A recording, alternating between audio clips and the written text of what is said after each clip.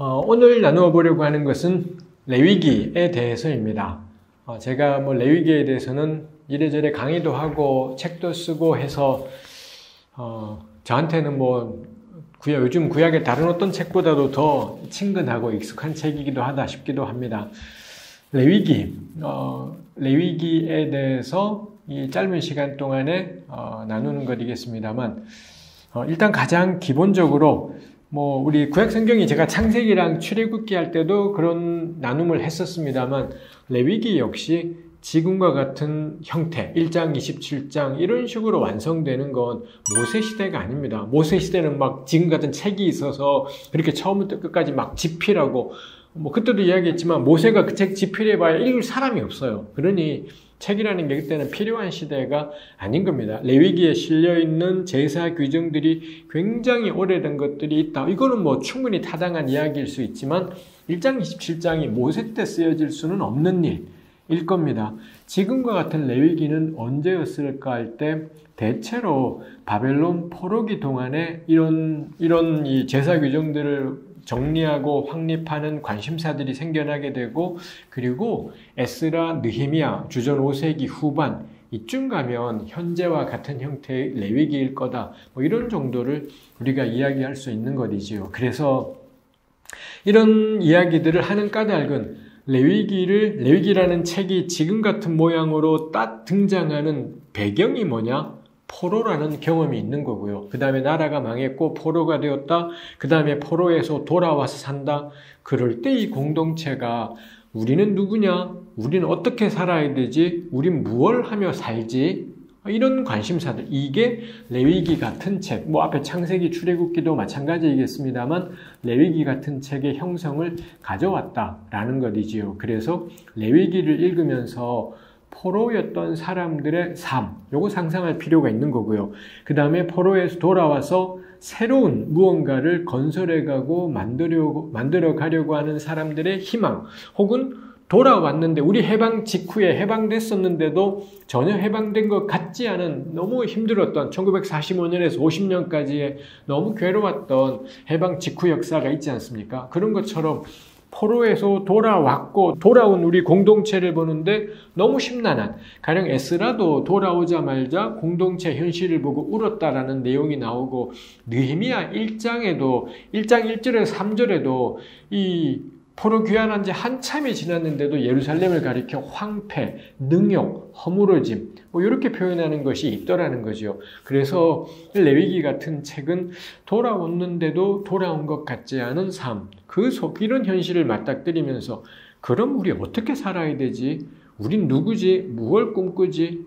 이런 마음들이 레위기와 같은 책을 형성하게 되더라라는 겁니다. 그래서 저도 역시 그랬고, 우리 레위기는 정말 읽기가 썩 쉽지 않은 책이지 않습니까? 근데 놀랍게도 그 참혹한 현실, 포로를 경험하고 돌아왔는데도 너무 힘들고, 이 속에서 이 사람들은 공동체의 재건을 소망하고 희망하면서 현재를 버티고 살아갈 힘을 얻기 위해서 그들이 한 일이 놀랍게도 레위기 같은 책이었다라는 겁니다. 그 레위기 1장부터 27장에 나와 있는 그 세부적인 규례들이, 우리한테는 너무 따분하고 지루한 것 같이 다가오는 제사 규정들이 그때 그 사람들한테는 이게 희망이었습니다. 이게 희망이고 꿈이고 그랬더라라는 거죠.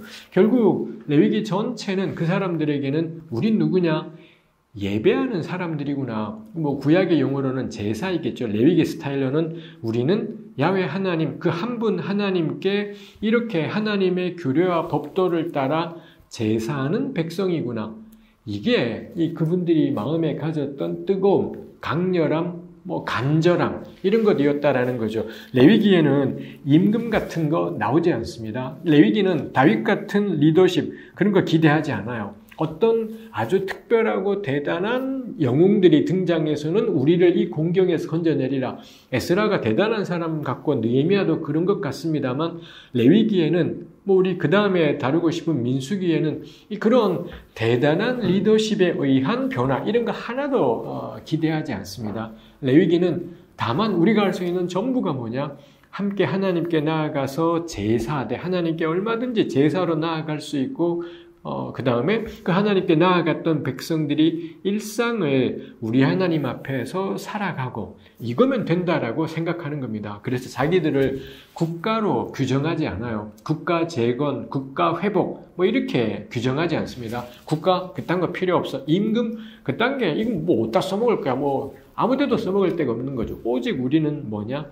예배하는 공동체. 우리 하나님 앞에 나와서 야훼 하나님 한 분을 예배하고 제사하고 그의 규례를 따라 일상을 거룩하게 살아가고 이런 이 희망과 소망이 담긴 책 그게 레위기였다라는 것입니다. 그래서 레위기는 기본적으로 뭐 제사 관련 규례들이라고 우리가 표현할 수 있겠습니다만 그 레위기 제사 규례들은 굉장히 무심한 듯 주어져요. 대부분의 레위기 규례의 특징이 이유 설명이 없습니다. 이렇게 해라. 왜 그렇게 해야 되나가 설명이 없어요. 가령 소, 양, 염소, 비둘기가 제물이 될 수 있습니다. 왜 개들만 제물이 돼요? 왜 사슴은 안 돼요? 왜 노루는 안 돼요?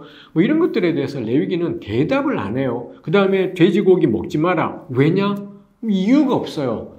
이 굽이 갈라져 쪽발이거나 색임질 하거나 둘 다 쪽발이면서 색임질 해야 되지 둘 중에 하나만 있거나 둘 다 없는 건 먹으면 안 된다. 왜요?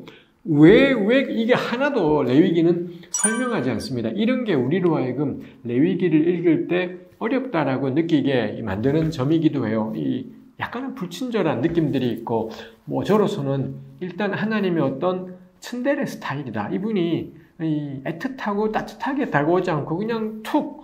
근데 그래서 정말 무심한 듯 보이지만 근데 곰곰이 따져보고 생각해보면 이게 하나님의 깊은 뜻이 있구나. 이 양반 츤데레네. 겁나 츤츤거리시네. 뭐 이런 느낌들을 레위기에서 가지게 되는 것이 있다라는 겁니다. 그래서 레위기는 무심한 듯한데 전제들이 솔찬히 많이 깔려있다. 라는 걸 생각하게 돼요. 가령 그런 전제들이 여럿이 있습니다. 레위기 1장에 번제가 나오는데 번제 제물이 될 수 있는 건 소, 양, 염소, 비둘기래요. 누구는 소들이고 누군 비둘기들이나요? 안 나와요. 이게 4장에 속죄제에 가면 일반 우리 평신도 같은 경우는 어린 암양이나 어린 암염소를 제물로 드릴 수 있습니다. 근데 힘이 미치지 못하면 비둘기 해라.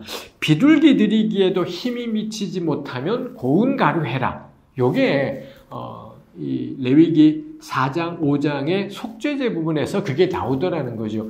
그걸 힌트로 삼아서 그렇구나. 소, 양, 염소, 비둘기는 누가 정하느냐? 하나님이 정하지 않아요. 하나님은 모세를 통해 소, 양, 염소, 비둘기다. 그럼 넷 중에 뭐냐는 각자가 자기 경제 형편이구나. 요거 성경은 근데 명시적으로 표현하지 않아요.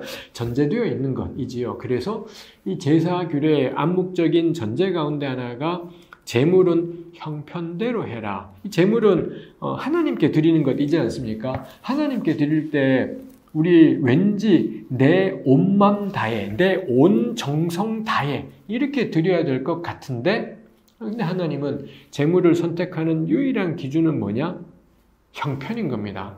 너 손이 미칠만 하면 이거 하고 아니면 저거 해라 이런 거죠. 이래도 우리 습관이 되어 있습니다. 내가 조금 힘에 지나도록 하나님께 드려야지, 주님의 교회에 드려야지 뭐 이런 마음들이 늘 있지 않습니까? 그거 너 나한테 버거워 보여 해도 아니야, 이건 내 손이 미칠 만한 거야. 내가 감당할 수 있어. 우리 부모님 세대들 가운데 빚내서 헌금하시는 분들도 꽤 많고 그러지 않습니까? 심지어는 은행에서 대출을 가령 100만 원을 대출했다. 대출한 거 내가 결국 나중에 갚아야 돼요. 근데 그 대출한 것도 11조를 또 내고 뭐 이러는 경우가 있기도 하고 그랬다라는 것입니다. 대체로 저도 역시 제가 속해왔던 신앙 전통 안에서는 온 정성 다해 가능한 한 많이 하나님께 드리는 마음으로 교회 헌금하기 뭐 이런 것들을 저도 역시 쭉 배워왔더랬습니다. 근데 레위기는 밑에 이 깊은 곳에 깔려있는 전제가 뭐냐? 가장 중요한 기준은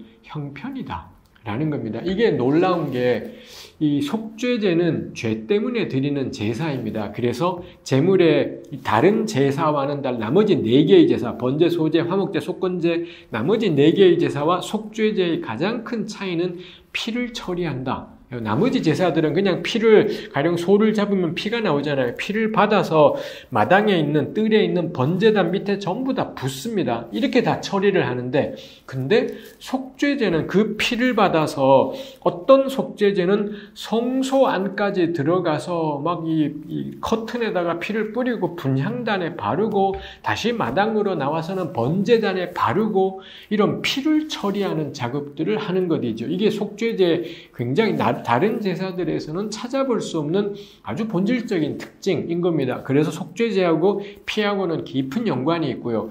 그러다 보니 레위기 17장이나 우리 신약 성경 히브리서에 가면 그 유명한 피 흘림이 없은즉 죄사함도 없다. 뭐 이런 표현들까지도 나오게 되는 것이 있더라라는 겁니다. 근데 하나님이 얼마나 놀라우신지 아까 나누었잖아요. 평민들 같은 경우는 속죄제 제물이 될 수 있는 건 어린 암양이나 어린 암염소다 이랬는데 너 힘드냐? 비둘기 2마리 해라. 그 다음에는 놀랍게도 비둘기 2마리 드리기에도 버겁냐? 고운 가루 드려라. 이렇게 되더라는 거죠. 문제는 뭔가요? 고운 가루에는 피가 한 방울도 없다라는 거예요. 고운 가루는 피가 없잖아요. 근데 피를 처리하는 게 다른 4개의 제사와 속죄제의 가장 본질적인 차이인데, 근데 놀랍게도 하나님은 모세를 통해 가난해? 괜찮아.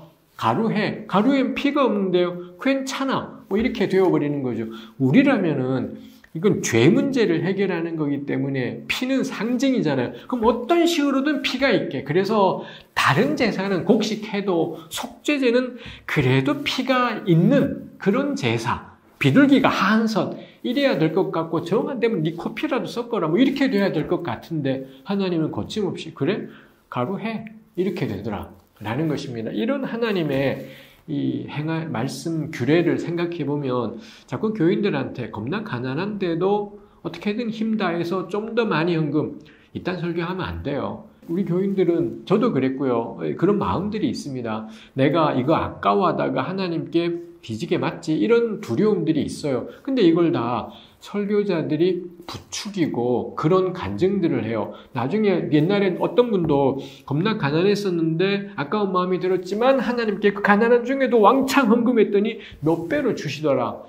이런 분이 있을 수 있지만 그 얼마 안 되는 걸 드리고는 그마저 삶이 쑥밭이 되는 그리스도인도 천지입니다. 그래서 이런 설교 목사님들 하시면 안 돼요. 그거 대기하든지 말든지 알아서 하세요. 목사님들이 하든지 말든지 알아서 하되 교인들에게 자꾸 좀만 더 해라, 좀만 더 해라 이런 거 하시면 안 돼요. 가장 중요한 원칙은 자기 형편대로 해라. 하나님은 심지어 피가 한 방울도 섞여 있지 않는 고운 가루 속죄제 하나도 문제 없다라고. 그래도 그거 드려도 죄사함이 선포되는 걸 레위기 5장에서 명확하게 있더라라는 것입니다. 그렇다면 하나님께 드린답시고 과하게 절대 말고 자기 형편대로 이거 정말 하나님이 기뻐하시는 거죠. 근데 그걸 통해 깨닫게 되는 이 놀라운 게 뭔가요? 고운 가루 속죄제는 피가 한 방울도 없잖아요. 그러다 보니 우리 레위기의 속죄제는 계속 아까 말씀드린 대로 피가 등장하지 않습니까? 그래서 마치 피에 무슨 효력이 있는 것 같은 이런 생각이 들지만 근데 고운 가루 속죄제는 피가 한 방울도 없는데 사죄의 은총이 주어지지 않습니까? 그래서 이 제사 덕분에 명료해지는 게 뭐냐? 사죄는 피에서 비롯되지 않는구나 라는 겁니다. 제물의 피 따위가 우리를 정결케 하는 것이 아니라 우리 죄를 사하는 것은 어디에서 오나요? 오직 하나님의 은혜입니다. 하나님의 부어주시는 사죄의 은총, 이게 우리를 모든 죄로부터 정결케 하지 동물의 피가 정결케 하냐? 절대 그렇지 않다라는 걸 명료한 증거가 고운 가루 속죄제라는 것입니다. 그래서 이 가난한 사람이 드리는 속죄제 덕분에 헷갈리지 않게 되는 거죠. 종종 우리 그런 이야기예요. 구약시대 때는 동물의 피로 죄사함을 받고 신약엔 예수 그리스도의 피. 틀린 소리인 거죠. 우리 고운 가루 속죄제가 레위기 5장에 존재하는 한 우리가 형식으로는 겉으로 드러나는 모양으로는 동물 제사를 드리지만 오늘날에 우리가 뭐 예배란 형식을 취하듯이 그렇지만 구약되건 신약되건 우리 죄를 사할 수 있는 유일한 원천은 오직 하나님의 거저주시는 은혜, 이것만이 우리로 하여금 죄사함의 이 충만한 복을 누리게 하더라 라는 것입니다. 그래서 이 고음가루 속죄제로 대표되는 바 자기 형편대로 하나님께 드리는 것, 레위기가 별달리 이에 대해서 말하고 있지 않지만 무심한 듯 우리 친데레 하나님이 깔고 있는 거구나 있죠. 그 다음에 두 번째로 다룰 것이 이 속죄제가 아까 말씀드린 대로 죄 때문인데 죄 가운데서도 부지 중에 지은 죄를 내가 모르고 죄를 지은 거, 하나님이 하지 말라고 한 걸 모르고 한 거예요. 그리고 지나고 나서 내가 그랬구나라고 깨달은 겁니다. 그때 성전에 찾아가서 속죄, 하나님 제가 깜빡 잘못했네요 하고는 쏘리 그러면서 드리는 제사가 속죄제이더라라는 것입니다. 이것도 참 그냥 그렇게 툭 던져져 있지만 대부분의 우리 궁금해요. 우리 대부분은 알고 짓는 죄가 솔찬하잖아요. 알고 짓는 죄야말로 심각하고 모르고 지은 거는 봐줄만 하다는 생각이 우리에게 있지 않습니까? 그래서 근데 속죄제는 부지 중에 하지 말라고 한 걸 했을 경우 이게 대상이 되는 바람에 대번에 궁금해져요. 그럼 알고 지은 죄는 어떻게 되는 거죠? 부지 중에 지은 죄는 겁나 가벼운 죄 같은데 왜 그걸 문제시하는 거죠? 이 당장에 그런 의문이 생겨요.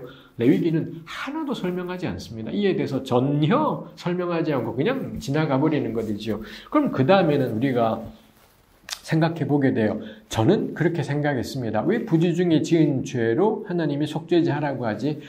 정말로 부지 중에 지은 죄는 죄 가운데는 가장 가벼운 죄일 겁니다. 이게 속죄제의 대상이라면, 가장 가벼워 보이는 죄가 속죄제의 대상이라면 이런 것들은 그래서 그 어떤 죄도 소홀하게 여겨서는 안 된다라는 것. 우리는 무거운 죄와 가벼운 죄를 나누고 싶은 마음들이 있습니다. 봐줄 수 있는 것과 못 봐주는 것을 나누려고 하는 것이 있습니다. 근데 이 부지 중에 지은 죄를 언급하심을 통해 죄는 그 어떤 것이라도 심각하고 진지하다라는 것, 요거를 명료하게 표현하는 게 저는 부지 중에 지은 죄를 레위기 4장 속죄제에서 다루는 것이다 싶습니다. 그리고 심지어 예수께서는 마태복음에서 이 마음으로 짓는 것과 실제로 행동하는 것이 똑같다라고 이런 식으로까지 예수께서 말씀하신 것이 있잖아요. 좀 같은 맥락이라고 볼 수 있겠습니다.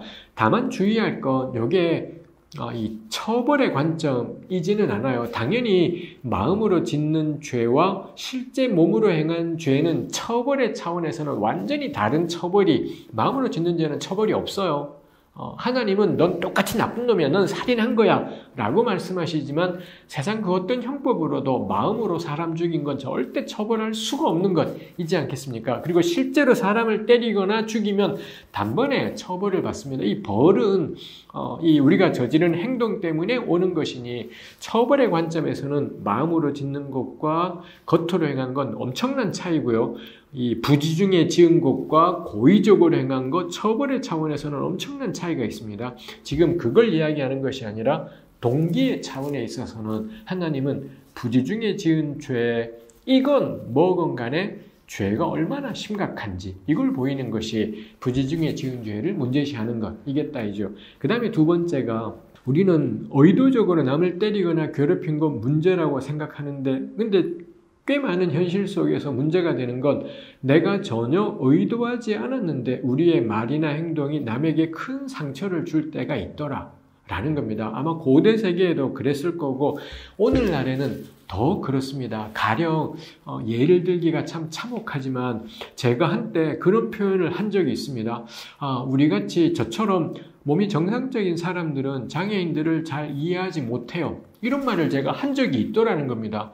이런 표현, 마치 장애인이 있고 장애인의 반대말은 정상적인 사람. 이런 표현을 내가 모르고 그냥 아무 생각 없이 했더라는 거죠. 우리 대부분 아마 10년 전, 15년 전만 해도 이런 표현들이 막 돌아다녔더랬습니다. 오늘 우리 다 알아요. 이런 표현은 장애인을 비정상으로 표현하는 지극히 못된 말이다라는 거. 근데 문제는 뭔가요? 제 안에 장애인을 폄하하거나 멸시하거나 그런 마음이 있었냐?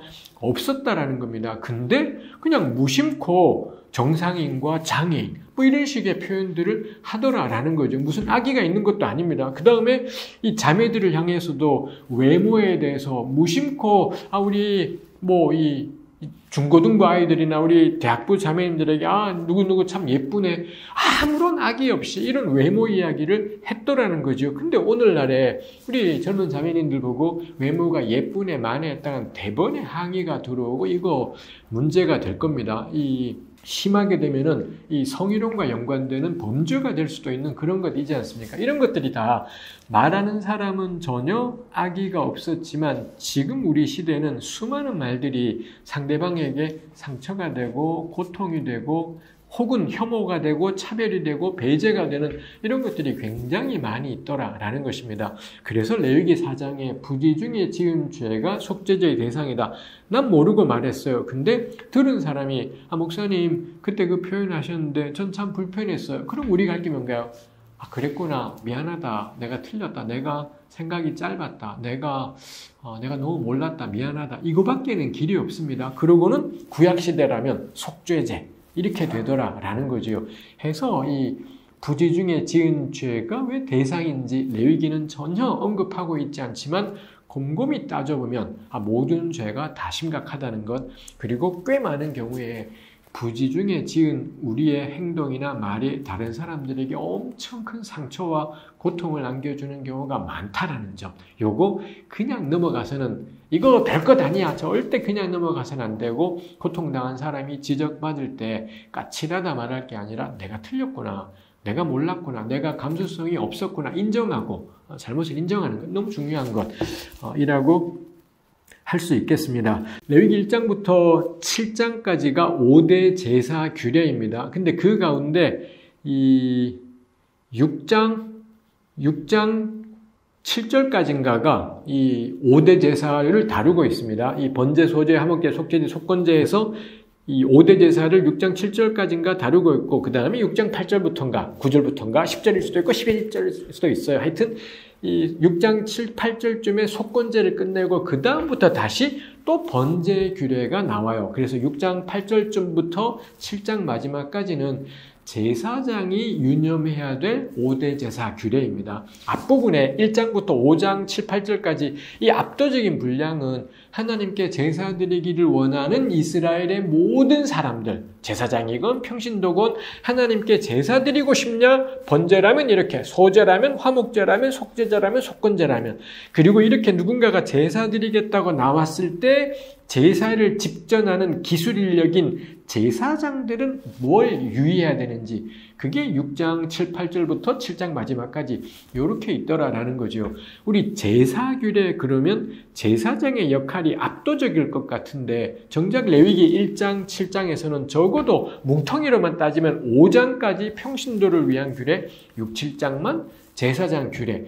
이 제사 제도의 중심은 제사장이 아니구나, 온 이스라엘이구나 라는 겁니다. 그 다음 우리 1장에 번제 드리지 않습니까? 가령 소를 드린다고 해봐요. 소를, 내가 우리 집 소를 내 손으로 끌고 와야 되고요. 그 다음에 그 소에게 안수하고, 그 다음에 내 손으로 그 소를 죽여야 되고요. 내 손으로 소를 쪼각내야 되고요. 그래서는 쪼각낸 소고기를 제사장한테 넘겨주면 그때서야 제사장은 그걸 받아서 제단에서 불태워요. 소를 죽이면 피가 나오잖아요. 그 피를 제사장은 받아서 제단 밑에 붓고 이러더라라는 겁니다. 즉 번제에서 예배자가 해야 되는 역할이 굉장히 많이 있더라라는 것입니다. 그래서 제사의 주체는 제사장일 것 같은 생각이 들지만 실제로 굉장히 많은, 제사장의 하는 역할은 제단에서 불태우기, 피 처리하기 요건 거고요. 나머지 대부분은 예배자가 해야 되는 역할이더라라는 것입니다. 그래서 레위기는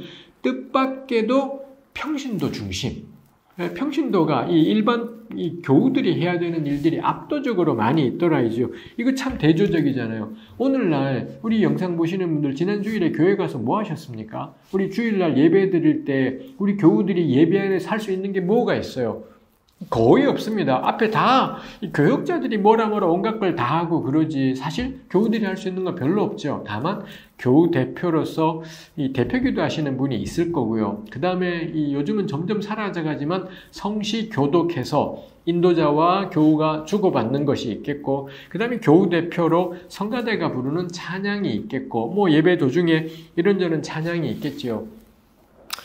저는 이 레위기가 우리에게 말해주는 것이 예배는 구경거리가 되어서는 안 된다 라는 거라고 생각합니다. 적어도 레위기의 제사는 예배자는 구경꾼이지 않습니다. 해야 될 일이 굉장히 많은데 이게 작은 교회 공동체는 예배자들이 구경꾼 아니에요. 해야 될 거 겁나 많아요. 근데 대형 교회로 가면 갈수록 겁나 전문적인 사람들이 예배를 다 맡아요. 성가대도 대형 교회들은 이 사람들이 많아서 난 찬양 좋아요. 그런 사람 성가대 못 들어가는 경우가 많아요. 왜냐하면 쟁쟁한 목소리들이 있기 때문에 관현악단 막 다 떠버리고요. 거기 집에서 그냥 저 바이올린 좀 했어요. 이거 안 돼요. 거기 막 저는 교회를 전문가들이 판치게 되면은 끔찍한 일이다 생각합니다. 절대 예배를 전문가에 맡기지는 예배는 레위기대로 치면 나를 하나님께 조각내서 드렸어야 되는데 그럴 수는 없으니 나를 상징하는 소를 비둘기를 드리는 겁니다. 그래서 나를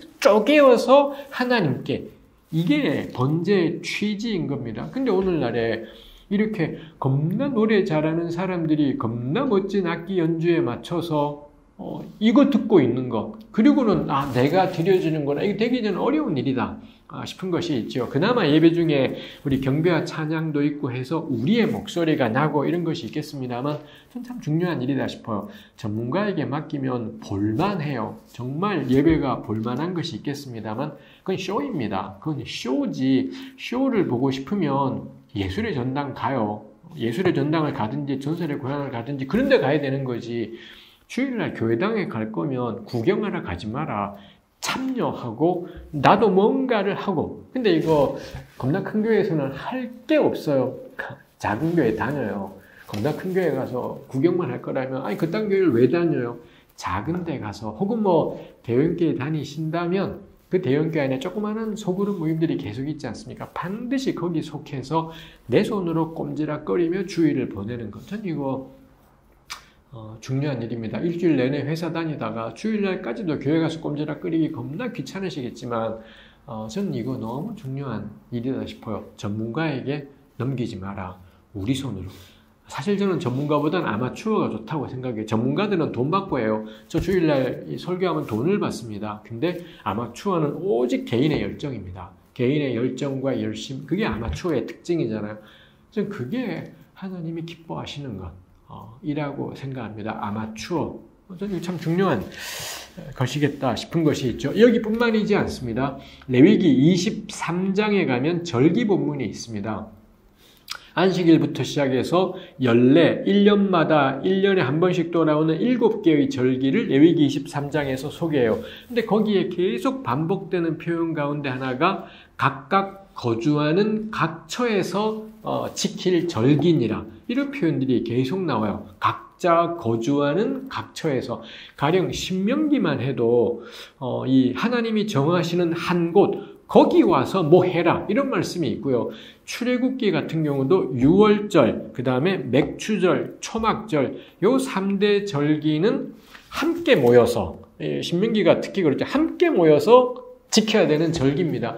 근데 레위기는 그렇지 않아요. 이 절기들을 전부 다 각자 거주하는 각처에서. 그래서 레위기는 한 장소 중심의 절기가 아니라 각자 거주하는 자기 동네에서 이렇게 표현함을 통해 전 요거를 제사제도의 민주화라고 저는 표현합니다. 민주화라는 게 한 사람에게 집중되고 특정한 집단에 집중되는 것을 모두의 것으로 만들어버린다. 이게 민주화라는 영어의 데모크로타이즈한다. 요거의 의미일 겁니다. 레위기는 절기를 데모크로타이즈해요.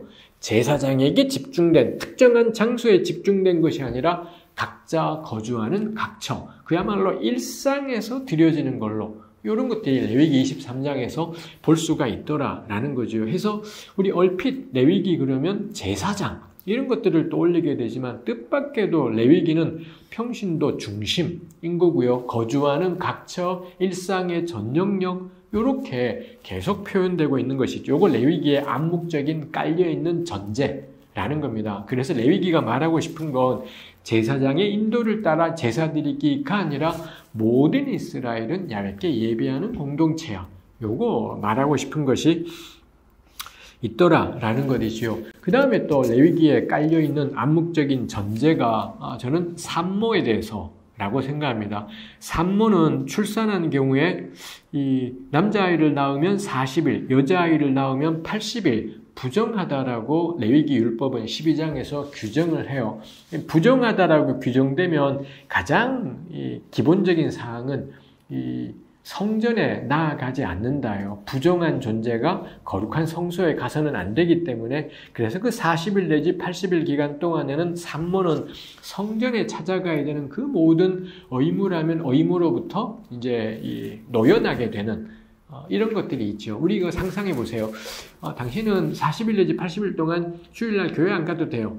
주일날 교회 못 가니 예배 못 드려서 너무 안타까워요도 있지만 우리 겁나 좋은 걸 주일날 교회 안 가도 되면 우리 사실 코로나 때 이제 너무 일이 길어지니까 힘들었지만 처음에 코로나 시작했을 때 2020년 2월달 셋째 주부터인가 코로나 시작 우리 교회 제가 속한 교회에서도 주일 예배 오지 마라 했었습니다. 그래서 그때 한 몇 달은 겁나 좋은 걸 주일날 교회 안 가니 시간이 겁나 많은 걸 뭐 이랬던 것이 있지 않습니까? 근데 내내 못 가니 너무 참 힘든 것이었습니다만 이 산모 같은 경우는 40일 내지 80일 성소에 나오지 않는 것 이런 것이 있지요. 그 다음에 또 하나가 일상에서 다른 사람들과의 접촉을 삼가야 되는 뭐 이런 것도 있습니다. 이 접촉하게 될 경우에 부정이 감염된다라고 레위기 제사책에는 생각을 해요. 그래서 40일 내지 80일, 40일이면 한 달하고 열흘이고 80일이면 석 달 가까운 시간이지 않습니까? 근데 왜 그렇게냐?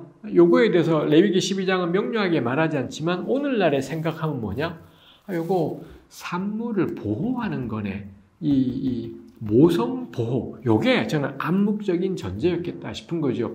오늘날에도 왜 우리나라 같은 경우는 여전히 여성들이 왜 출산하면은 3, 7일, 3주 동안은 뭐 방문을 조심하고 이러는 것이 있지 않습니까? 요즘은 근데 다 뭐 산후조리원에 가고 그러기 때문에 옛날에 3주 조심 뭐 이런 것들이 요즘은 굉장히 약해지기도 하고 이랬던 것 같습니다만 하여튼 간에 특히 고대 세계는 여성이 출산한 이후에 감염 가능성이 굉장히 높았기 때문에 그래서 이런 40일, 80일 부정이라고 규정함을 통해 합법적으로 사람들과의 접촉으로부터 사람들을 만나는 걸로부터 좀 보호되고 심지어 하나님을 만나러 성전 가는 것도 좀 안 가도 되고 이걸 통해 충분하게 그 아이를 낳은 어머니가 몸의 균형과 건강을 회복할 수 있는 모성 보호의 기간이었겠다라고 요즘에 우리가 레위기를 보면서 생각하는 거죠. 고대인들이 그런 생각을 했는지는 모르겠습니다. 고대에는 그런 개념이 없었을 수도 있을 텐데 오늘 우리가 납득할 만하다 싶은 거지요. 그 다음에 레위기 15장에는 여성의 월경에 대해서도 다루어요. 여성이 월경하는 7일 동안에는 그래서 역시 이 부정한 상태와 같아져서 성전에 찾아가지 않고 그 다음에 사람들과의 접촉도 삼가고 그 다음에 이 월경 중인 여성이 앉았던 자리, 침대 다 부정이기 때문에 거기에 식구들 가운데 누가 거기 앉으면 또 부정이 감염돼서 이게 문제가 됩니다. 뭐 그랬다라는 점에서 고대 이스라엘은 우리 집에 있는 여성, 어머니나 누이가 월경할 경우에 가족들은 알았겠구나 싶은 거고요. 요 7일 동안은 누구도 엄마나 누이를 건드리지 않아요. 어머니나 누이가 앉았던 의자나 침대나 자리는 다 부정인 상태로 규정되기 때문에 그래서는 접촉을 삼가고 이런 일들이 있는 거죠. 여기 레위기가 부정이라고 말해서 더러워가 전혀 아닙니다. 제의적으로 성전에 지금 나아갈 수는 없어요. 이런 것인 거죠. 이게 사실상 하는 효과가 뭐냐?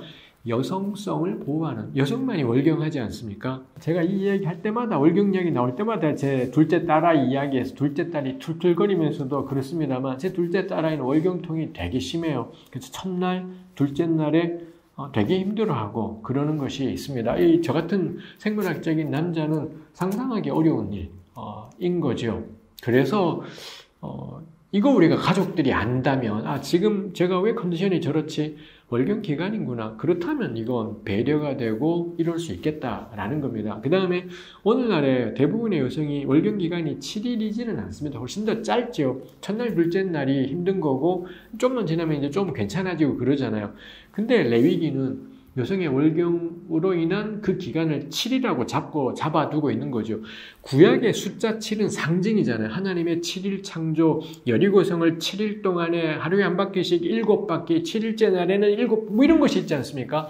이 하나님의 충만, 완전, 풍성, 이런 걸 상징하는 게 숫자 7인데, 여성의 월경 기간을 7일로 잡아서 하나님과 연관된 숫자가 거기에 할당이 되어 있기도 하다라는 것입니다. 그 점에서 레위기 15장의 여성의 월경 관련 규례는 사실상 의도했던 것이 여성성에 대한 보호이구나. 이 여성이 충분히 몸이 균형을 찾고 회복될 수 있도록 보호하는 뭐 이런 역할을 했겠다이죠. 이거 레위기에 전혀 그런 언급들이 없습니다. 그냥 틈들에 하나님이 툭 규정을 말씀하셨고요. 이제 나머지는 읽는 우리가 이런저런 생각들을 해보게 되는 것이 있더라 라는 겁니다. 이 율법으로 명령하지만 실제로는 의도는 표현되지 않지만 실제로는 무언가를 지키고 보호하고 이 위험한 지경 혹은 약한 지경에 처한 사람을 든든하게 하는 이런 의도들이 있구나이죠. 아까 우리 본 것처럼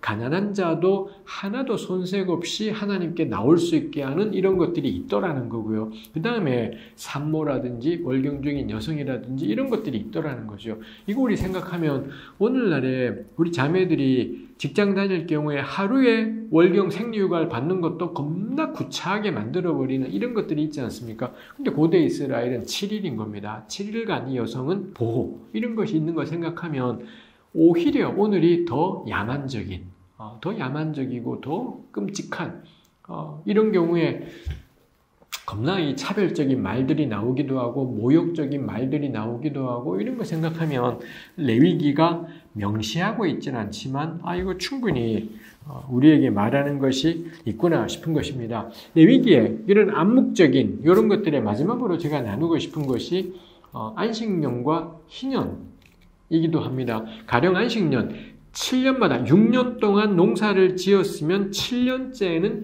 땅을 쉬게 하여라. 뭐 이렇게 말합니다. 이게 오늘날 우리한테 와서는 이 특정 직업군, 주로 이 대학의 교수님들하고 대형교회 목사님들, 모든 목사님이 아니라 대형교회 목사님들이 이제 하는 것이 안식년이라는 것이 있지 않습니까? 6년 사역하고 6년 활동하고 7년째는 1년 전체를 유급 휴가. 이게 이제 우리 교수님들과 대형교회 목사님들이 누리는 안식년인 거죠.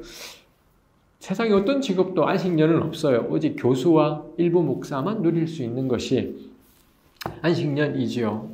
저는 이게 전혀 나쁜 제도가 아니라고 생각합니다. 문제는 모두가 누리지는 못하는 것이라는 점에서 돌아보게 되는 것이 있겠습니다만 레위기의 안식년은 전혀 그거하고는 상관이 없지요. 레위기의 안식년은 농사 짓는 사람들 힘드니까 한 해는 쉬어라에 전혀 초점이 있지 않습니다. 그 사람들이 쉬는 건 안식일이에요. 엿새 일하고 하루 쉬고 매주마다 돌아오는 안식일이야말로 사람을 쉬게 하는 사람을 위한 것인 거고요. 7년마다의 안식년은 사람이 대상이지 않습니다. 레위기 25장 1절부터 7절까지는 명확하게 땅이 쉬게 하라 라고 되어 있습니다. 그래서 레위기는 땅을 살아있는 것처럼 쉼이 필요한 그 어떤 것이라고 그렇게 생각을 하는 거죠. 이게 아마 고대적인 생각이겠지만 오늘날 우리 납득돼요. 이 생태위기, 기후위기가 오늘 우리 가장 큰 화두이지 않습니까? 이런 세대가 되자 다시 한번 레위기에 나와 있는 땅을 그저 우리가 마음껏 개발하고 가꾸고 경작할 수 있는 것이 아니라 얘도 쉬는 게 필요하구나. 레위기의 사고가 오늘날에 도리어 매우 중요한 것이구나 싶은 것이 있죠. 그 다음에 그렇게 7년째 경작하지 않아도 땅이 생산력이 있어서 저절로 뭐가 자라지 않습니까? 그거 보면은 땅이 생명력이 있구나를 우리가 저절로 알게 돼요. 사람이 아무 노동을 안 해도 이게 저절로 막 자라지 않습니까? 그렇게 저절로 자란 것들은 그 땅에 살고 있는 사람, 그 집에 있는 가축, 그 마을에 있는 외국인, 그 집에 있는 종 뿐만이 아니라 들짐승들까지도 함께 나누어 먹어라. 이런 이 말씀이 레위기 25장 1절부터 7절에 있더라 라는 것입니다. 그래서 이 하나님의 플랜 안에는 이 생태계에 대한 배려가 있구나. 이것도 역시 전체 언급이 나와 있지 않습니다. 오늘 우리가 다시 한번 동물에 대해서도 이 지구가 사람만을 위한 것이 아니라 이 땅에 동물도 있다라는 걸 요즘 다 느끼잖아요. 자꾸 멸종되어 가니까.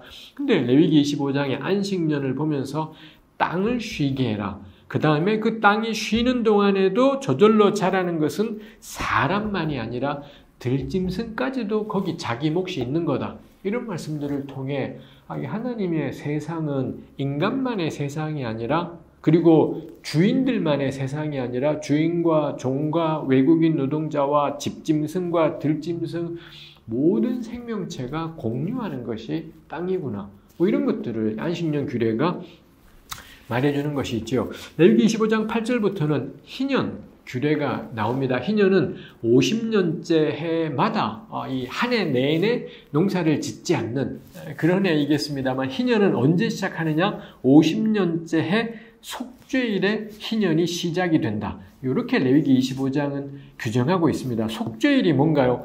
레위기 16장에 나오는 것인데, 이스라엘의 모든 죄와 더러움을 하나님이 없다라고 선언하시는 날.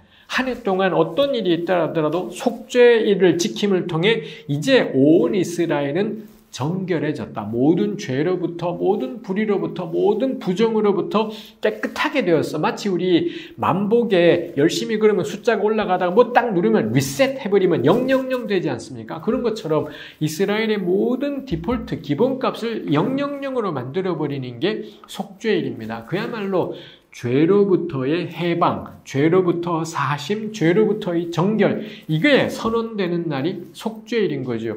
근데 희년은 그 속죄일에 시작하면서 희년의 또 하나 중요한 특징은 뭔가요? 그동안에 살면서 가난해서 땅을 다른 사람에게 팔았다면 희년이 되면 무조건 그 땅이 원주인에게 돌아와요. 그 다음에 너무 가난해서 자기가 남의 집에 종처럼 팔려갔다. 희년이 되면 무조건 그 사람은 노예 해방이 되어서 돌아오더라 라는 겁니다. 그래서 땅이 돌아오고 몸뚱아리가 해방된다는 점에서 희년은 사회 경제적인 해방이 있구나. 우리 이렇게 표현할 수 있지 않겠습니까? 근데 희년은 놀라운 게, 그래서 속죄일 날 죄로부터 해방되는 영적인 해방이죠. 죄로부터 해방되는 그날에 토지도 돌아오고 몸뚱아리도 돌아오는 사회 경제적인 해방도 같이 이루어지더라 라는 겁니다. 이게 하나님이 기뻐하시는 거구나. 하나님은 죄로부터 해방만이 다라고 생각하시지 않는구나 라는 거죠. 오늘날에 교회들은 30년을 다녀도 주일날 11시 예배에서 희년 본문을 설교하는 걸 들을 수 없는 게 거의 대부분의 교회의 현실입니다. 어쩌다가 희년 설교를 해도 전부 다 죄로부터의 해방, 하나님이 이렇게 희년을 선포하듯이 우리의 모든 죄로부터 은혜의 희년을 선포하셨어요. 우리 모든 죄가 다 용서받았어요. 이 온통 영적인 해석이랍시고 뭐 이런 것들이 기껏해야 희년 관련 설교입니다. 근데 레위기 25장을 보면 희년은 정말 그런 죄로부터 해방이 있죠. 속죄일에 희년이 시작되기 때문에 죄로부터의 해방, 동시에 땅이 돌아오고 몸뚱아리가. 그래서 하나님의 생각은 그거겠죠. 경작할 수 있는 땅이 없는데, 먹고 살아갈 길이 없는데 죄로부터의 해방은 거짓말이라는 겁니다. 먹고 살아갈 길이 없는데 나는 예수님의 피로 사함받아서 새처럼 즐거워. 안 즐겁다라는 것, 그건 거짓말이다라는 것. 하나님이 기뻐하시는 세상은 영적 이런 것만 추구하며 사는 세상이 아니라 몸의 자유, 그 다음에 농사 지을 수 있는 땅의 소유, 이게 없다면 죄로부터의 자유는 허망한 이야기구나. 일시적으로는 우리가 감옥에 갇혀 지내기도 하고, 일시적으로는 정말 가난한 채 지낼 때에도 예수님으로 말미암는 죄사함을 참 기뻐할 수 있겠지요. 길어져서는 안 된다 라는 겁니다. 모든 사람은 자기가 살아갈 수 있는 생산, 이게 있어야 된다 라는 것이, 그래서 이거는 그럼 개인이 열심히 노력해서 벌이를 마련하라라는 그런 의미인가요? 전혀 그렇지 않습니다. 희년은 무조건 50년이 되면 새 출발할 수 있도록 땅 돌려줘라, 몸은 자유케 해라, 이거 아예 법으로 만들어버리는 것이지 않습니까? 그래서 이거 우리 사회에 적용한다면 지금 대한민국은 살다가 게을러서건 어떤 이유로건 나락에 빠졌을 때 다시 시작할 수 있는 걸 국가가 마련해 주는가? 이 희년법을 보면 그래요. 그거 하라고 국가가 있는 겁니다. 대통령이 자기 집을 지 살고 싶은데 살겠다고 설쳐대라고 그거 하라고 대통령이 되는 게 아니라 실패하고 나락에 빠졌더라도 다시 새 출발이 가능한 시스템을 마련하는 것. 이런 거 하는 일이 대통령이나 국회의원들이 이 국민의 선출직들이 해야 되는 일인 거죠. 근데 이 사람들이 그런 일에 힘쓰지 않고 자기 정당의 뭐를 위해서만 온통 몰두하는 게, 그래서 우리 대부분의 국회의원들은 전혀 국민들에게 존경받지 못하지 않습니까? 그 다음에 우리 대통령도 마찬가지 있지 않겠습니까? 이건 그래서 어느 정당에 속했냐, 보수냐, 진보냐는 상관이 없어요. 대통령과 정치인들이 존재하는 유일한 이유는 뭐냐? 이 국민들이 다시 시작할 수 있는 기반들을 나라가 마련하고 튼튼하게 하는 것, 그걸 위해서 세금을 거두기도 하고 뭐 이런 것들이 있지 않겠습니까? 이거 우리 희년을 보면서 생각해 보게 되는 것이죠. 제가 몇 가지를 이렇게 쭉 나누었지만 레위기에 겁나 불친절하고 무심하게 이런 하나님의 규례들이 쫙 제시되어 있지만 곰곰이 궁리하면 이 암묵적인 전제들이 굉장한 전제들이 있구나 라는 것을 우리가 생각하게 됩니다. 그러니 레위기를 읽으시면서 저는 그 작업을 하는 것이 우리한테 필요하다고 생각해요. 그냥 규례만 읽으면 진짜 지루해요. 근데 읽으면서, 그래서 레위기는, 전 레위기뿐만이 아니라 성경 읽을 때 통독 같은 거 하지 마요. 통독하지 말고, 통독하면은 레위기는 진짜 정말 지루한 책입니다. 왜냐하면 통독은 하루에 몇 장은 읽어야 되다 보니 그냥 자꾸 넘어가 버려. 백날 그렇게 읽어도 아무 소용이 없습니다. 천천히 읽으면서 왜 이런 말씀을 왜 하시지? 이거 저는 자꾸 생각하고 우리랑 견주어서 생각하고 포로민을 생각하고 귀한 자들을 생각하는 겁니다. 제가 늘 나누지만 포로민과 귀한 자가 느낌이 안 올 수 있지 않습니까? 딱 우리 일제시대 때 우리를 생각하는 거예요. 그 다음에 1945년 해방 이후에 우리를 생각하는 것입니다. 요거를 생각하면서 내가 그때 1946년에 이 조선 땅에 살았더라면, 그 해방 직후에 혼란스러운 상황 속에 조선 땅에 살았다면 그때 레위기라는 책을 우리가 왜 만들까? 요 생각을 하면서 레위기를 읽어보는 겁니다. 전 정말 다른 결과들이, 다른 의미들이 나오게 되고 레위기가 훨씬 덜 지루하고 이 책 정말 중요한 책이구나 싶을 겁니다. 요거랑 연관해서 한 가지 더 나눌게.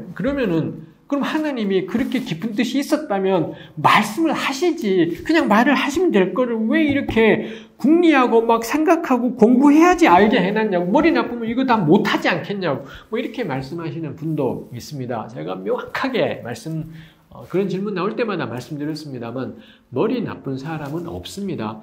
영어 수학 잘하는 건 머리 좋은 거하고 상관없어요. 그거는 노래 잘하는 분 있잖아요. 미술 잘 그리는 분이 있습니다. 누구는 수학을 잘하고 똑같은 시간 공부했는데 수학 성적이 더 좋은 사람이 있고, 똑같은 시간에도 영어를 더 잘하는 사람이 있고요.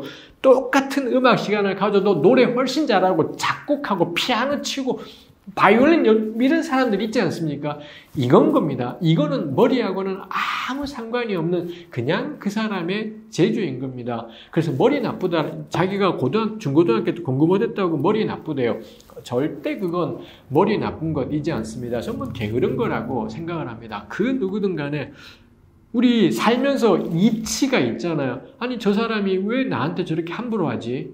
왜 이 사람들 나한테 저렇게 말을 쉽게 하지? 이거 머리 나쁘면 그거 모르게 되나요? 안 그렇습니다. 머리가 좋은 거하고 나쁜 거 상관없이 누가 나한테 부당하게 하는 거 보면서 너무 이상하고 왜 그러지? 고민되고 괴롭고 그러지 않습니까? 이게 무슨 머리의 필요가 뭐가 있겠습니까? 모든 사람은 이거 다 느껴요. 다 알 수 있고 생각할 수 있는 것이지 않겠습니까? 마찬가지입니다.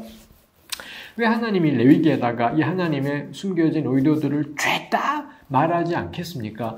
왜냐하면 레위기는 지금부터 몇천 년 전을 배경으로 한 책인 겁니다.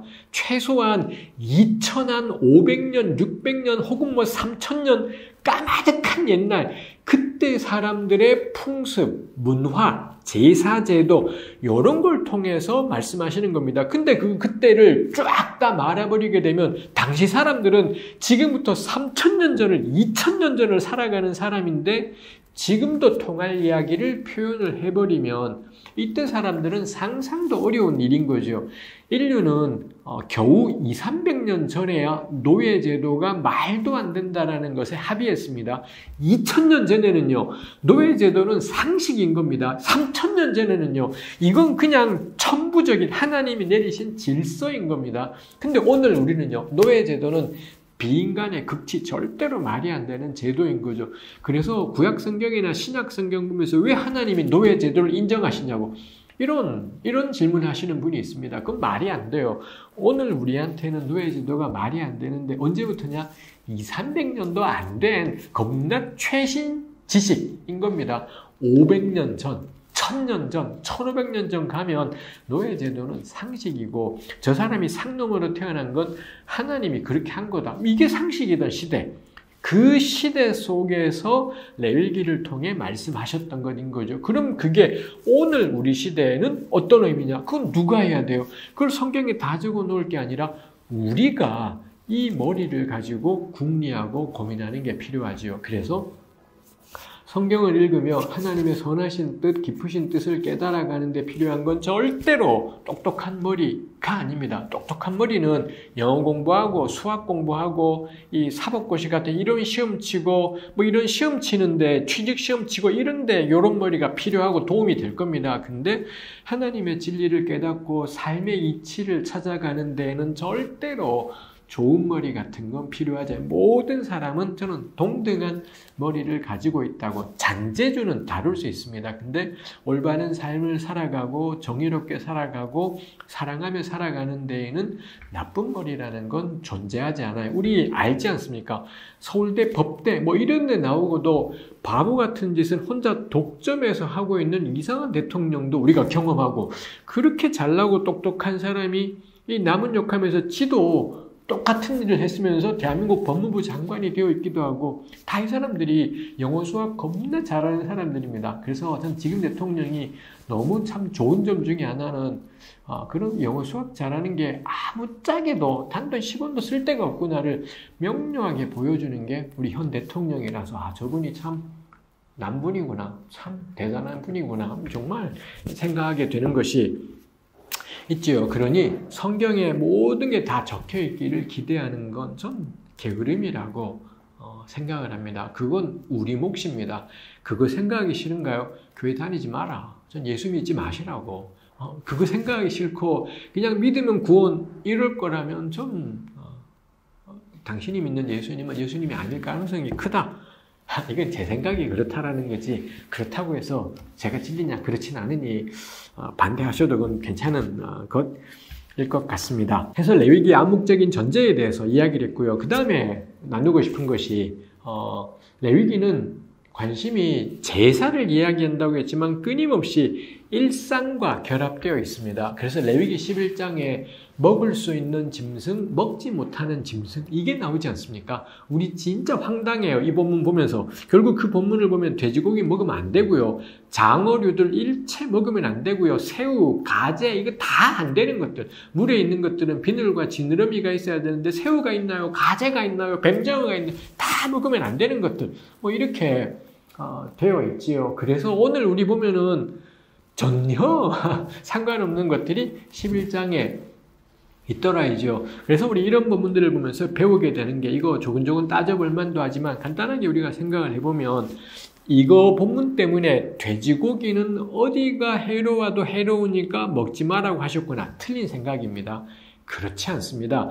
어디가 해로워도 해롭기 때문에 그때 먹지 말라고 하신 거라면 나중에도 먹지 말아야 돼요. 그 이후도 언제건 간에 그냥 안 먹는 게 최고인 겁니다. 근데 우리 신약 성경에 베드로가 기도하는데 환상 중에 이 구약 레위기가 말하는 부정한 짐승이 내려왔는데 하나님이 먹으라 이러지 않습니까? 이런 거 보면은 어디가 안 좋아도 안 좋아. 틀린 생각인 겁니다.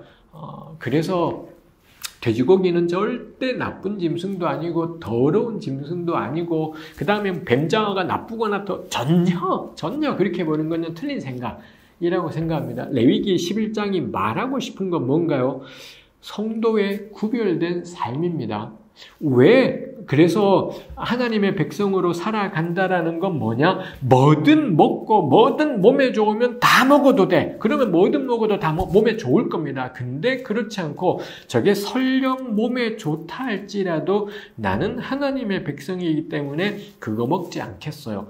이거 훈련하는 것이 레위기 11장이라는 겁니다. 요거 딱 뭐랑 겹쳐지느냐? 창세기 3장의 선악과 사건이랑 겹쳐져요.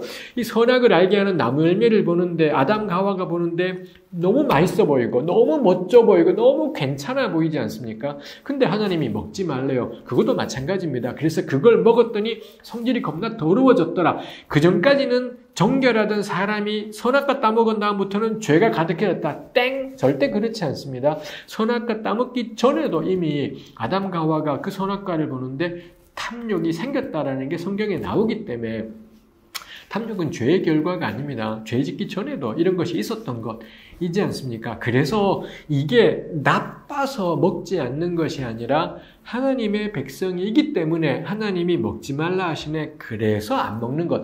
아무리 남들은 그거 먹고 몸에 좋아도 아무리 남들은 그거 먹고 건강해졌다 해도 하나님이 아니라고 하면 아닌 것. 이거 훈련하는 것이 레위기 11장의 의미 라는 것입니다. 그래서 돼지고기 나빠요를 말하는 본문이 아니에요. 소고기가 좀 더 좋아요를 말하는 본문이지 않습니다. 이게 어느 쪽에 줄이 있든 마찬가지입니다. 다만 하나님의 백성은 무엇을 먹어서 강해지는 백성이 아니라 하나님의 규례와 법도로 그들의 힘을 삼은 백성. 사람이 떡으로만 사는 게 아니라 하나님의 입으로 나오는 말씀으로 사는 백성. 요거 가르치는 것이 레위기 11장. 이겠다라는 것이지요. 그 점에서 하나님의 거룩한 백성으로 살아가는 것을 가르치기 위해서 먹는 걸로 이야기하지 않습니까? 그래서 먹는 거는 고대 세계에서도 삶의 가장 중요한 부분의 하나였을 겁니다. 해서 하나님의 백성으로 살아간다라는 걸 무슨 영적인 뭘로만 하는 것, 정신적인 뭘로만 하는 것이 아니라 내가 무엇을 먹느냐 이런 걸로 하나님의 백성의 삶을 표현하는 것이 있더라. 라는 거죠. 해서 하나님 백성의 삶은 교회당에서 예배당에서 성전에서만 결정되는 것이 아니라 그날 식탁에 뭐가 올라와 있지 이런 걸로 우리가 하나님의 백성의 모습을 또 드러내고 증언하고 살아가는 것이 있더라 라는 것이 있지요. 사실 오늘날에 우리 무엇을 먹고 안 먹고는 또 다른 중요한 것들이 되었지 않습니까? 아무리 몸에 좋아도 어떤 경우 우리가 먹지 않아야 되는 것이 있기도 하고 오늘날 이제 또 그런 시대가 되었다 싶은 것이 있습니다. 해서 저는 레위기 11장을 보면서 하나님이 우리에게 원하시는 것이 구별된 삶, 돼지고기 금지가 아니라 구별된 삶이었다라는 것. 물론 고대에는 돼지고기 안 먹기로 표현된 거지만 그럼 오늘날에 우리가 고민할 건 오늘날에는 나의 먹는 걸 통해서 하나님의 백성으로서의 구별된 삶을 어떻게 표현할지 이게 우리의 고민인 거죠. 그래서 이거는 담임 목사님이 가르쳐 주시는 게 아닙니다.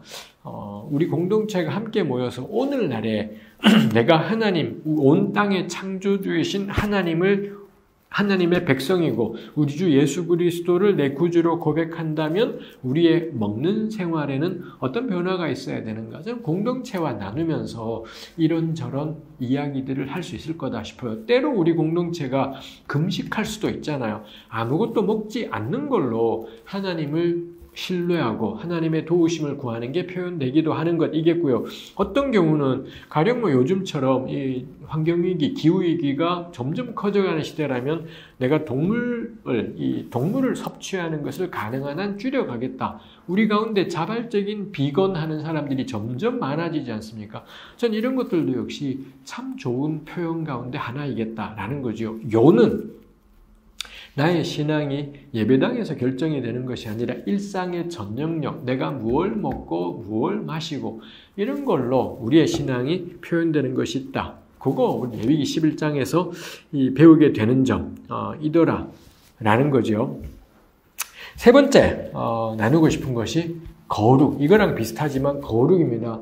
레위기가 제사 제도를 이야기한다 했지만 레위기 전체를 관통하는 핵심 키워드가 있다면 거룩. 일 겁니다. 거룩은 구별, 분리, 다름 이런 걸 의미해요. 하나님은 정말 구별된 분, 다른 분이십니다. 그렇게 다른 분이신 하나님은 그 백성 이스라엘을 부르시더니 내가 거룩하니 너희도 거룩하라. 내가 구별된 존재이니 너희도 구별된 삶을 살아라. 이렇게 명령하시는 게 있더라라는 거죠. 이런 이스라엘이 거룩하게 살아라라는 명령이 전면적으로 등장하는 게 레위기 19장입니다. 19장 2절에 너희는 거룩하라. 이는 나 여호와 너희 하나님이 거룩함이니라. 이 유명한 구절로 19장이 2절에서 시작을 하고 있고 해서 3절부터는 그럼 하나님이 우리에게 요구하시는 거룩이 뭐지? 이런 것들이 쭉 다루어져 있습니다. 19장에 레위기 19장 겁나 길어요. 아마 50몇 절까지 있을 겁니다. 이 19장이 나머지 레위기 26개의 장하고 대조되는 가장 중요한 특징이 뭐냐? 잡다입니다. 레위기 1장 온통 번제 제사 규례, 5장 속건제 규례, 이 8장 제사장 위임식 딱 하나에 그게 있습니다. 사건이 있는 거예요. 근데 레위기 19장은 농사 이야기 했다가 화목제 제사 이야기 했다가 머리 깎는 이야기 했다가 이 별하별 이야기가 19장 안에 다 모여 있는 겁니다. 그래서 완전 잡다. 이 완전 잡다한 별하별 규례들을 하나로 묶어주는 게 뭐냐? 거룩이라는 거고요. 그래서 거기서 깨닫게 되는 게, 이 거룩이라는 것은 우리가 누군가가 저분 참 거룩해 그런 이미지가 있잖아요. 근데 레위기 19장이 말하는 거룩은 잡다한 삶의 영역에서 드러나야 되는 거구나. 거룩은, 우리가 생각하는 거룩은 좀 홀리홀리 하신 분들, 누구 보고 우리가 홀리홀리 하다 그래요. 이 기도발 겁나 세고, 한마디를 하면 이 성경의 깊은 진리를 말하는 것 같고, 그 다음에 삶도, 이런 것이 뭔가 좀 신비의 아우라, 이런 거 있지 않습니까? 그런 건 우리가 홀리하다, 이럴 판인데, 근데 레위기 19장은 그런 것 정도가 아니라 삶의 전 영역에 있어서의 거룩을 말한다라는, 이걸 레위기의 굉장히 중요한 측면이라는 거죠. 그래서 그 가운데는 가령 농사 지을 때 밭 모퉁이는 남겨라. 그 모퉁이 남겨놓으면은 그 마을에 있던 땅이 없는 가난한 사람들, 외국인 노동자, 이 사람들이 와서 그곳 추수해 가서는 그 사람들도 겨울을 날 수 있다. 이런 내용이 레위기 19장에 있더라는 거죠. 즉, 이 농부의 거룩은 홀리홀리한 건 언제 그러냐? 추수할 때 모퉁이 남기는 게 거룩이라는 겁니다. 그 다음에 또 19장의 어떤 구절은 그날 노동자에게 그날 해질 때 그날 임금을 줘라. 이런 말씀도 있어요. 아니, 누군가를 고용한, 자기 농장이나 밭에 노동자를 고용했지 않습니까? 일용 노동자 고용했다면 해질녘에 그날 하루 일 끝날 때 그날 일당을 주어서 돌아가게 하는 것.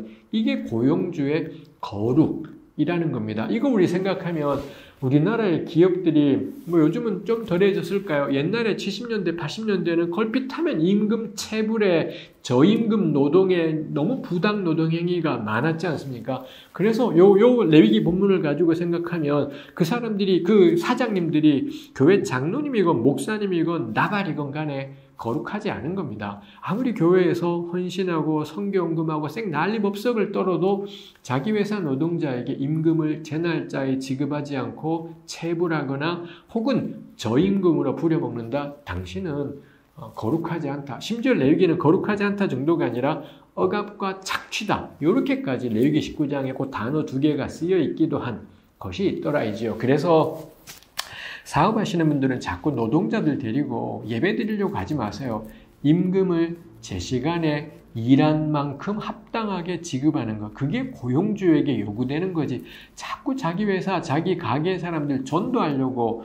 그건 두 번째입니다. 훨씬 중요한 건 뭔가요? 임금을 제 시간에 그분들이 일한 것에 합당하게 지급하는 것. 이게 고용주에게 요구되는 것인 겁니다. 근데 이거는 안 하는 채로 자꾸 예수님 믿자라고 하는 거 부당한 일이다라고 생각합니다. 한국에 왜 유명한 기독교 기업이 있잖아요. 이렌 뭐라더라 하여튼 이런 기업 있지 않습니까? 그런 기업들 비정규직 노동자들 고용해서는 부당하게 하고 근데 회사 수익으로 성경금해요. 하지 마라. 그딴 걸로 성경금 하지 말고 비정규직 노동자를 정규직 전환하세요. 그리고 동일 노동에는 동일 임금을 지급하세요. 이게 저는 하나님께서 레위기를 통해 그 백성들에게 원하시는 것이겠다 싶은 거죠. 19장 마지막에는 너희 땅에 살아가는 외국인들도 동포처럼 사랑하라. 뭐 이런 말씀이 19장에 있습니다. 이거 딱 오늘 우리로는 우리 땅에 살아가는 외국인 노동자들에 대한 대우이지 않습니까? 우리 코로나 기간 중에 다들 몇 번씩 생활지원금을 국가로부터 받지 않았습니까? 그때 대한민국 정부가 외국인 노동자들에게도 이걸 지급하는 것을 고려를 한다 했더니 발칵 뒤집어져서 이 포털 사이트 댓글에 세금 한 푼 안 낸 사람들에게 왜 지원금을 주냐면 난리법석이 났던 것이 있습니다. 뭐 그럴 수도 있겠지요. 근데 레위기 19장은 그렇게 규정해요. 너희 땅에 살아가는 거류민을 너희 동포처럼 여겨라. 레위기의 말씀, 이거 몇천 년 전이 배경이라고 했잖아요. 21세기에도 버거워요. 세상 모든 사람들이 외국인 노동자한테는 세금의 혜택을 줘서는 안 된다라고 생각하는데 레위기는 동포처럼 여겨라. 그 거류민들에게 야훼 하나님을 믿는 게 의무가 아닙니다. 근데 의무는 안 하는데 혜택은 똑같이.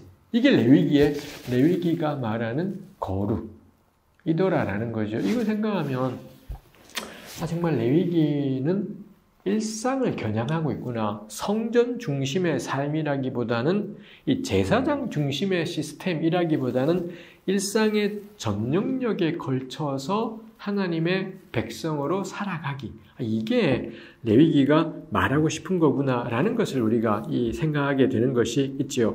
이런 거 우리가 생각하면서 레위기를 읽어가면은 좋겠습니다. 마무리하겠습니다. 레위기는 가장 기본적인 거, 겁나 고대 문화를 배경으로 하고 있다라는 거. 그래서 문자적으로 읽으면 안 돼요. 고대 몇천 년 전에 이러했구나. 이걸 통해 법의 취지가 이 규례의 취지가 뭐지를 고민해야 되는 거고요. 그럼 오늘날에는 이 법의 취지를 어떻게 구현하고 관찰할 수 있을까? 이게 우리가 레위기를 읽으면서 해야 되는 가장 중요한 고민이라고 할 수 있습니다. 요거를 우리가 생각하지 않으면 그냥 그럼 가장 심란한 은혜는 저런 게 되죠. 고대 시대는 이렇게 복잡한 제사를 드려야지 죄사함을 받고 구속을 받아야 돼. 오늘날은 예수님 피로 되니 정말 주님 감사해요. 너무 아쉬운 것이 되죠. 이런 걸 통해 하나님이 원하셨던 게 뭘까라는 거 우리가 계속 고민하는 것이 필요하겠다라는 것입니다. 그 점에서 저는 레위기가 너무 중요한 책이라고 생각해요. 너무 낯설어서 고민하고 궁리하지 않으면 하나도 소용이 없는, 창세기는 고민 안 해도 그냥 절로 줍줍하게 되는 것이 있지 않습니까? 시편은 그냥 읽으면 은혜예요.